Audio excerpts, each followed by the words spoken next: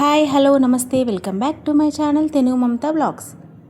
అందరికీ happy new year వచ్చేసిందండి. ఇంకేంటి వాకిలంతా రంగులతో నింపేసేయాలి. అసలు మనం వేసే ముగ్గుల కంటే ఎదుటి వాళ్ళు ఎట్లా వేస్తున్నారన్న ఆతృత ఎక్కువగా ఉంటుంది. ఎలాగైతేనే ఇలా ముగ్గు కంప్లీట్ చేశాను అనమాట. నాకైతే చాలా నచ్చిందండి. మీకు ఎలా అనిపించిందో ఒకసారి నాకు చెప్పండి. దీనికి కరెక్ట్గా 1.5 అవర్ పట్టిందండి నాకు ముగ్గు వేసి రంగు వేసేసరికి.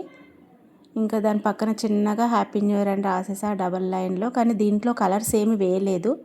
నాకు ఆ ముగ్గుకే చాలా టైం అయిపోయింది. ఇంకా కలర్స్ ఏం వేయలే అనమాట వేరే వాటిలో. ఇలా వాకిలంతా చిన్న చిన్న ముగ్గులతో నింపేశాను. ఇది ఎంట్రన్స్ మాత్రం పెద్దగా వేసిన.